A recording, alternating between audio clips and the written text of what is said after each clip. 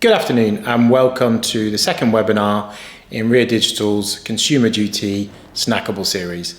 Last webinar we looked at the consumer understanding outcome, and today we're going to be looking at the consumer support outcome, and we will have two more webinars coming up on the 22nd and the 29th of March. I'm Andrew Furlong. I'm joined by my colleague Thomas Heim. Together we've been looking at UX methodologies and approaches and the synergies between them and the consumer duty, and in particular the outcome-based testing that's required to evidence a firm's commitment towards being compliant with the consumer duty. The consumer duty has an overarching principle which states that a firm must act to deliver good outcomes for retail customers. And today, and in each one of the webinars in this series, we're going to be looking at that through a UX lens. And what I mean by a UX lens, and just to expand on that, is, and maybe to make an important assumption, and in fact this is an assumption we'll make each one of these webinars, firms need to have a baseline understanding of how their customers engage and behave with their services and products. And in the context of today in particular, the support element that fits around a service and product. And I suppose the assumption we're making is that you all agree and acknowledge that in order to achieve that understanding, you must research your customers, you must empathize with them, and essentially you really need to walk in their footsteps. So I suppose as a footnote, if you have little user research or you've never done any usability testing, or certainly you haven't done any in the last 18 months even, I would suggest that that's a great starting point. So start with the personas that we talked about last week, and then from there look at doing usability testing with those different personas and customer cohorts. We're moving on, and assuming you're all obviously excited about UX and you understand that you need to get close to your customer to do the research.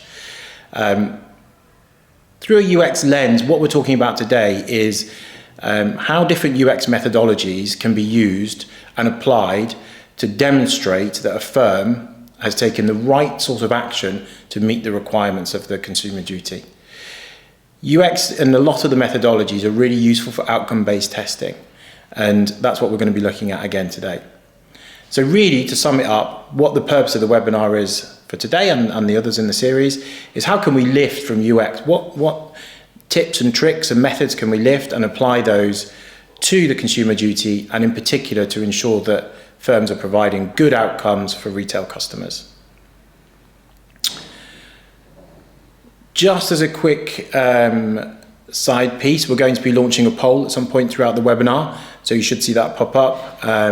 It's just an anonymous poll looking at where you are in your customer journey and your consumer duty journey. I'm so bought into UX that everything is UX-centric, customer journey, consumer duty journey. So yeah, as I said, it is anonymous, so please respond. We'll share the aggregated results after the webinar, and it will give you a sense of where you stand with it against some of your peers. Obviously, all the results and the findings are completely anonymized, so look out for the poll. The four outcomes stipulated within the consumer duty are products and services, price and value, consumer understanding that we looked at in the last webinar, and then consumer support that we are going to be looking at a little closer today. So what do we mean by consumer support outcome? First and foremost, it's worth pointing out that there's a somewhat logical link with consumer understanding. And I suppose that logical link comes by virtue of having materials that are understood by a customer, and if they aren't, that's likely going to lead to an increase in support requirements or support calls into a call center because the website materials aren't clear enough or the FAQs aren't clear enough. So there are close links between the two outcomes and how they interact. So throughout the course of this webinar, we will dip a little bit into consumer understanding as well to provide some context to maybe where we are on a particular customer journey or within a product life cycle and how the two link together. And I suppose just to give that as an example, and we're going to be referencing a loan product throughout the course of this webinar to help illustrate some of the methods and how they can be used. If, for example, the loan provider let's say only offers an online portal, And that's how you access support. That's where you go and find a support telephone number, or that's where you access a chatbot potentially, and FAQs and ways of helping yourself. Well, depending on the different types of users, and vulnerable users or people with accessibility requirements and access needs, they might not find it that easy to access an online portal and prefer talking to somebody, but they can't find the number without logging into the online portal. And it's those sort of restrictions that lead to issues with people being able to get the right support that they need. But if we dial that back a little bit, it's actually failing within the understanding, so that the firm hadn't adequately informed the customer at the time, at the point of sale, that support was managed through an online portal.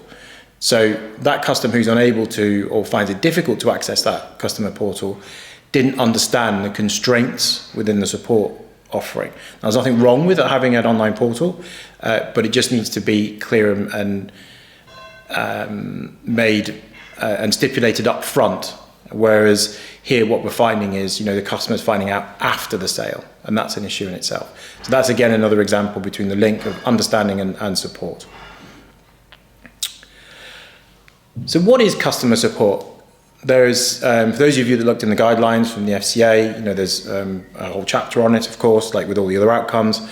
But essentially it is to ensure that customers can use a firm's products as reasonably anticipated, and that firms design and deliver support that meets the needs of all customers, including those with characteristics of vulnerability. So what we've done, and to try and frame that slightly differently, is try and distill that in as plain as English as we can, and then put it into a question, essentially, to look at how we can go about addressing what that question is throwing up. So how has your firm demonstrated it supports all customers across all channels to ensure customers, or your customers, can use your products as reasonably anticipated? And like we did in the last webinar, if we pull out of that question, there's here 4 key areas. So how has your firm demonstrated? So what evidence, what MI, what information, what data do you have to support that? And how have you identified all of your customers? How do you understand all the channels and how they're used? And how do you assess whether or not the customer can use the products as reasonably anticipated and can access the the support service that they need?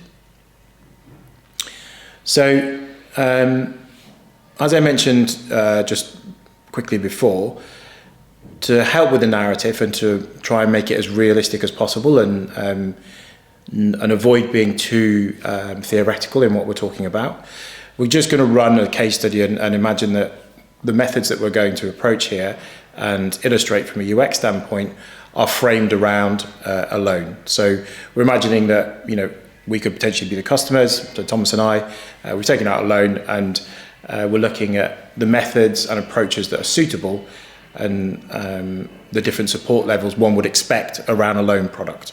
So finding out what the interest rates are, potentially making early repayments, and so on and so forth. So that kind of typical customer journey and the product life cycle around a loan, rather than talking hypothetically about financial services in general. So that's just sort of setting the scene. So Thomas, last time we looked at customer journey mapping and how that helps with identifying the touch points. We talked about moments of truth, which are those really important touch points where a customer is making an important decision either in their buying purchase path, or potentially in post-sales where they're looking for support. And talking about support, it would seem logical then to take that customer journey map and overlay that with an internal map as such, so that we can identify the different stakeholders that are involved throughout that customer journey, but from an internal view. So I suppose in the case of a loan, or particularly with a mortgage, for example, there might be a third party involved, like a broker. So the different stakeholders that support and advise the customer as they're going through their own customer journey need to be mapped out as a starting point. And from there, we would want to interview those people, I assume, to get an understanding of how they perceive the support mechanism to work and function, and potentially sort of what works and what doesn't work so well. Is that a good starting point, do you think? Yeah, I was going to say that's an excellent starting point. Obviously, we need to find out who the relevant people are and then interview people about that process, just like we did with the customer journey map, but internally. And then I'd really recommend taking that further and going and looking at user testing on the websites and the journey, either online or in store, and then potentially even some assistive technology testing as well. And then a nice kind of supplementary methodology as well would be diary studies, which we can go into in a bit more detail later. Okay. And then some accessibility and inclusive design principles is also good to consider. Okay, fantastic. Right, well, let's start. So we're going to start off with stakeholder interviews, then we're going to look at user testing, and then we'll move on to diary studies, and then we're going to finish up with accessibility and inclusive design principles. So could you just talk us through, I suppose, what a stakeholder interview is and what it's all about? Yeah, sure. So what we're trying to do really is to increase alignment across all the teams to meet that kind of consumer duty compliance. So we're trying to gather insights and feedback from stakeholders who have a kind of vested interest in that loan process. So this could be anyone from customers to investors, loan officers, underwriters, or even those customer support representatives. And then the objective then of those stakeholder interviews would be to understand the needs and goals and expectations of those stakeholders and identify any kind of pain points, areas of friction, areas for improvement and opportunity in that user experience. Then you can use that information to develop out those services like customer support, not only customer support, but we're talking about that today. And we would conduct that in any number of ways, really, in person, remotely, in a kind of group setting. Open-ended questions is the right approach there, best practice to encourage kind of more detailed responses and unbiased responses. Okay, and do you have the same sort of questions set out for all the stakeholders, or are they customized to the different stakeholders? Yeah, customized to the different stakeholders because everyone's got a different role and everyone needs to be approached in a kind of individually fit way. Okay, perfect. So what are the sort of benefits, what do you get out of it? Yeah, so obviously these are all from the firm's perspective. So we need to identify pain points and let's talk about the bank loan process that we were talking about before, the impact that has on customer support. So let's example with a broker, as you mentioned earlier, a broker, right? So you could have a hard time understanding the loan documentation requirements that could lead to frustration there, where they're trying to gather like any kind of necessary paperwork, for instance. That's one example. Okay, so we're seeing some crossover there, aren't we, straight away with consumer understanding, which is the FCA themselves talk about, how these two outcomes work hand in glove. Yeah, so they're obviously strongly coupled but distinct. So it's good to kind of acknowledge that as we go through this. But they are quite firmly related there. So then, also kind of gathering insights and customer feedback on the bank loan process. For example, we could have a loan officer, let's say, providing insights into kind of common customer questions or concerns they receive during the loan application process. Yeah, fine. Okay. So what are they seeing day in, day out in their normal role, essentially? Yeah, exactly. Yeah. And that's going to give you, as a from your perspective, if you're approaching this as a project, it's going to give you some great insight into, I suppose, already how the customers themselves are behaving, because you might start to identify patterns in the support requests. Yeah, that's correct, yeah. Okay, perfect. So are there any example questions you could give us? And are there any tips for structuring the questions in the right way to make sure that you're getting as much information from the stakeholders as you can during the interview process? Yeah, all right. So as I mentioned before, we would write open-ended questions. A question that doesn't just terminate as soon as you've asked it. So if I asked you a binary question, whether the outcome is either a sort of 0 or 1. Fine. And I don't Great. know, is the sky blue today? Yeah.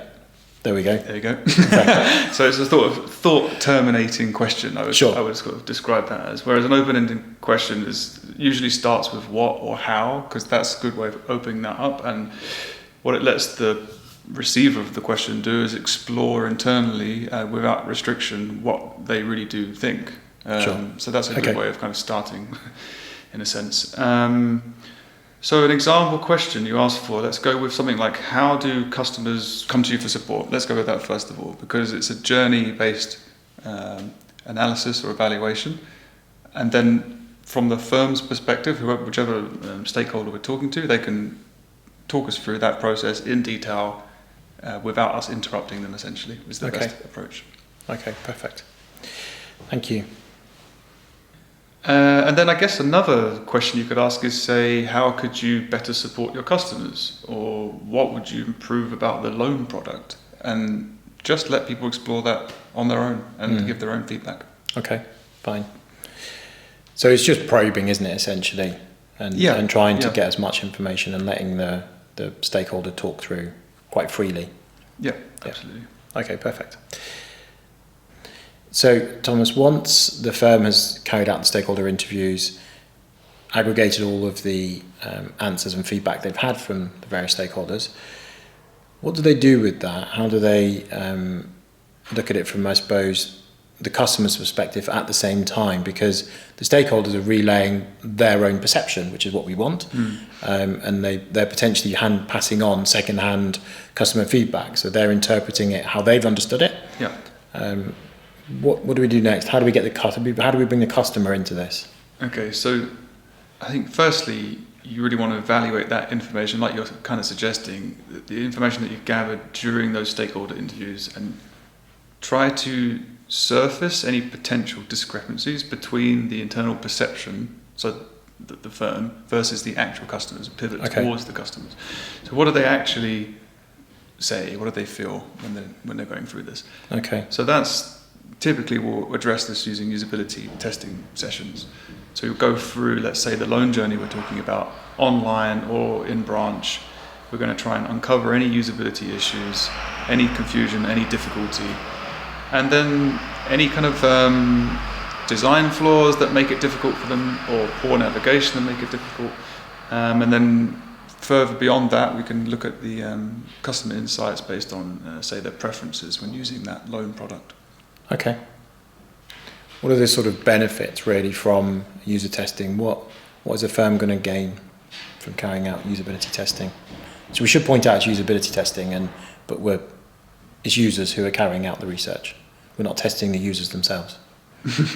Yeah, that's right. Yeah, I perhaps should clarify that. Yeah, it's usability testing. So essentially, the users that are people that would be using your bank loan products are going through your website. Yeah. Usually we'll conduct small tasks within that. They're not tests of people's ability per se, but they're tasks to focus and give an aim towards on the session. Yeah. So obviously we've mentioned before that it's quite coupled to the understanding component. So this is going to touch on that too. But let's go with the bank loan application process, and let's see how, if there is any kind of pain point or any friction or any blockers during that journey, finding out what they need to find out, and whether they would need to go for customer support because they can't find what they'd like to find. Or perhaps they can't understand the content of the website, and therefore they're having difficulty beyond that, leading to frustration and then need for additional customer support. So how does that sort of manifest itself? Do you provide users? Where would the bank go and find those users? In terms of recruitment, you mean?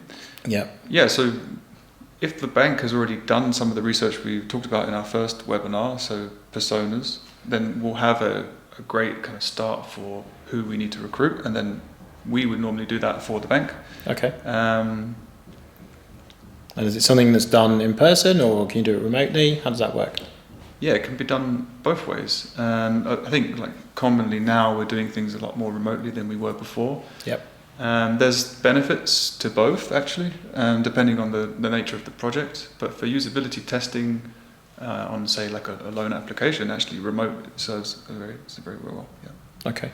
So essentially we recruit people who meet those personas, and we put them in context and ask them to, ideally they're looking for a loan themselves, so it's as real as possible for them. Mm-hmm. And they essentially go about that loan discovery application process as if they were going through it themselves naturally, and we follow them and you would moderate that session. Is that typically how it would work? Yeah, that's right. So you'll get real-time feedback at the moment in which there's a point of confusion or frustration.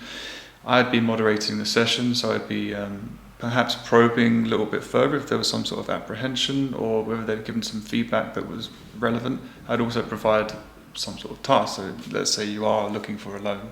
Okay. It's just to give it a kind of purpose. Okay, great.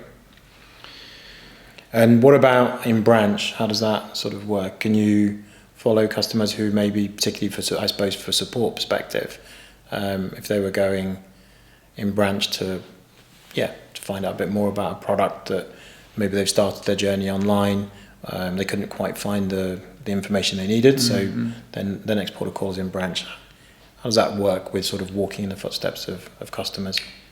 Yeah, so we've done this before. We've conducted interviews in store, but we can go beyond that as well, using different methods for that kind of looking at that omni-channel experience. Yeah. So we've been in branch before with people, and we kind of utilised eye tracking technology, which also has microphones inside the glasses. Okay. So you can really kind of look through the eyes and hear exactly what the customer is experiencing as they go through that, and whether they can find the right materials or the right support they need in store. And then when they bring that home, we can observe them as they're looking through reading materials, say statements or guidance on how to start an app or so on. Okay, perfect. And then sort of, trying to quantify the findings from usability testing, because as we're talking it through here, it certainly seems to me only very qualitative in its nature. And quite clearly there's more, if we looked at usability testing and the benefits for it for a single outcome, that would be a bit myopic in an approach. It's actually going to provide a lot of insight and useful information for the consumer duty and for the business itself, for the firm and the business itself. So it's a great bedrock, isn't it, when you're looking at UX as a whole. But how do we quantify all those findings, and how do we bubble that up into meaningful MI that a firm can then use and build into frameworks and scale up within their organisation? Okay, so there are two approaches there, which is one, quantifying qualitative data. So that's one approach, which is obviously possible using evaluation frameworks and ranking, for instance, or count data.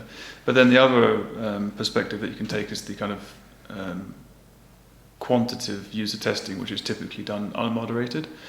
So that's an easy way of providing metrics on usability issues during tasks that are then used for evaluative purposes for, say, benchmarking to previous years or competitors or industry standards. But then they're easy to distribute as well. So there's lots of metrics. Maybe I think of one for the loan journey. So how many people successfully found the chat function, or how much time did it take people to find a phone number? Those are good metrics to use. Okay. And so what you're then doing, and by quantifying it, the firm runs a number of unmoderated sessions, and you're looking at the performance based on a KPI essentially that you set, which is the telephone number should be discoverable within 10 seconds of being on the support page or wherever it's placed. Yeah, that's right. So the number of people we do that with is dependent on the requirements of the metric. Okay. And we would collect all of that data across many, many people and then run statistical analysis to show that from a mathematical perspective. So now we've looked at the customer's perspective, and we cross-reference that and overlay that with the information we have gathered and the firm has gathered from the stakeholder interviews. I suppose one question I've got, and it may seem obvious, is that the usability testing is task-based, as you've said yourself. And if we take the example you gave of finding a telephone number and how discoverable that is to call up and speak to customer service, is reasonably narrow as a task and isn't representative of a customer in their natural environment. There might be external factors that come into it. You could be trying to use your phone on a bus or wherever it may be, and all those things are disruptive to how you're going about accessing support and engaging with and behaving and interacting with the product and the service. So I suppose I'm just interested to know what your thoughts are on that, and how we could walk in the footsteps and sleep in the footsteps of a customer. I've just come up with that phrase now.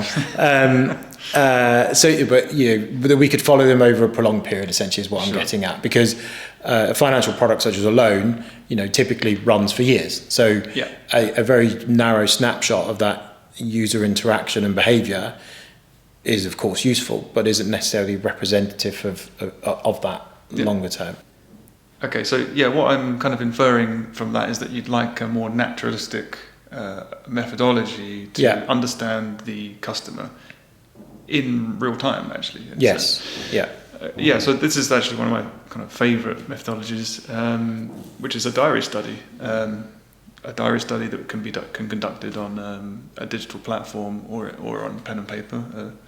Dear diary. Dear diary kind of thing, that's right, what that means is that the customer can be going through a kind of omni-channel experience, yet they're logging everything on one centralized digital platform that records, for instance, digital media like video responses or even screenshots and video content of people interacting with, for instance, a banking app. Okay. Or it could be recording them reading a letter. It could be absolutely anything from that kind of experience. And the idea is that it occurs across time. So it's a longitudinal study of kind of real-world user activities. Could be days, weeks, or months. It depends on the study. Yeah.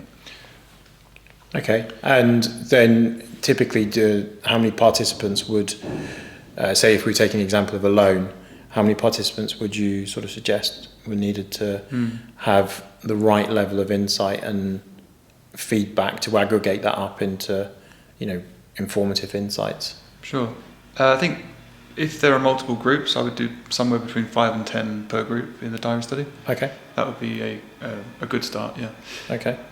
And is it a moderated, or is it sort of, is the participant given the app or the tool that they log their feedback in, and they're then left to their own devices? So obviously we kind of onboard them and teach them what the process will be, but there are also kind of specific probes, and I guess you could call them tasks. They're not related to the tasks of the usability, but they're kind of ongoing prompts, let's say, or scenarios. They're kind of designed to evaluate the performance, and in this case it would be about customer support. We'd be focusing on that. Okay. And then they're going to give any thoughts, feelings, and you'll see the behaviours anyway. So you'll get kind of real-time feedback on their successes or their sort of motivations as they're going through that bank loan journey. Okay, great. So what are the typical outcomes? What do we learn and glean from a diary study? Okay, so obviously we're going to try to understand the customer journey of applying for that loan. So we're going to follow them through the loan application process, help the bank to identify kind of areas where they may need some additional support, for instance, or where the customer support process could be streamlined or just made easier, I suppose. Okay. You could also get kind of support materials. So user guides and FAQs, is that helpful?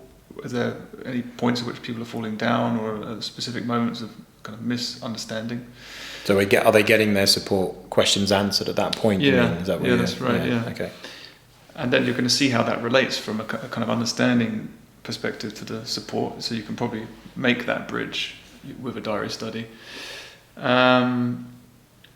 You can have real-time feedback on the usefulness of those materials is probably invaluable, I'd say, Because you can get a real sense of the frustration, and then you're not asking people to, which is somewhat different to a focus group or something like that, isn't it? Where you're asking people to recount how they felt, whereas with the diary study you get that frustration and potential delight, I guess, as well, in the moment. So it's at that moment, essentially, which is the real valuable thing. It's natural and it's occurring without any kind of decay or memory effects, I suppose. So just to wrap up kind of diary studies, it is a good way of demonstrating a kind of commitment to listening to customers and responding to their kind of real-time feedback. So you can kind of foster or cultivate that sense of loyalty and advocacy among your customer base just through listening to them. Yeah. Okay, fantastic. We just want to talk about accessibility. We've actually got another webinar series coming up where we're going to go into this in a lot more detail. But I suppose it is important, but even more important in light of support, isn't it, Thomas? Yeah, that's right. I mean, I don't know if we can start from the beginning, from digital accessibility perspective or just a broader accessibility perspective. What you want to do is have kind of equitable opportunity and outcomes, so people will be able to use the customer support service regardless of their physical or cognitive abilities. That's where we want to start, with that kind of mindset, I suppose. And this can help us essentially to improve customer support materials, so through kind of inclusive design principles and through further accessibility testing, we can hopefully make better the support materials. So user guides, FAQs, for instance, ensure everyone has equal access to them. Are they in clear language? Can we provide any alternative formats like audio or video? And can we make those even more accessible with closed captions, for instance, for people with hearing loss? So these kind of considerations from an early stage is the best way to approach this. And that really is what inclusive design mindset means. It's no longer an accommodation that needs to be parcellated and then sorted out and ticked off in a box. It's something that's brought in as a mindset from the beginning. Yeah, okay. So that brings today's webinar to an end. Hope you've enjoyed it.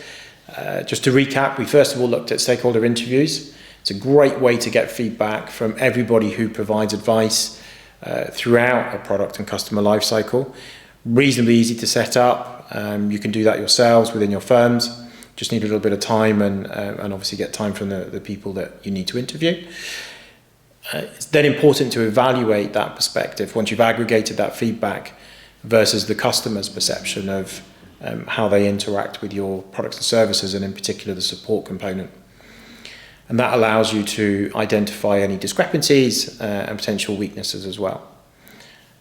Looking a little bit further and looking at longitudinal studies, diary studies are a great way to expose the customer in their natural environment and look at, in that exact moment, what their frustrations were and what they potentially enjoyed or found easy to do. So it's not all about pulling out the negatives, it's also looking at what works, and that is done in situ in an omni-channel way. And the final point is inclusive design and that inclusive design mindset. We mentioned this in the last webinar, and I'm sure we'll mention it in the upcoming ones as well. Having a business approach is really, really important, and a commercial view around how inclusivity benefits your business, but is also a noble mindset in that there is just an ethical requirement here, really, that every business should take on board to improve their products and services and be as inclusive as possible. And by inclusive, we mean that in the broadest sense of the word. So once again, thank you from us. And we will be following this up with the slides. The webinar itself is recorded, so you'll be able to share that with your colleagues. Any questions you've had, we will get back to you as soon as possible. And we look forward to seeing you at the next webinar on the 22nd of March. Thank you very much. Bye-bye.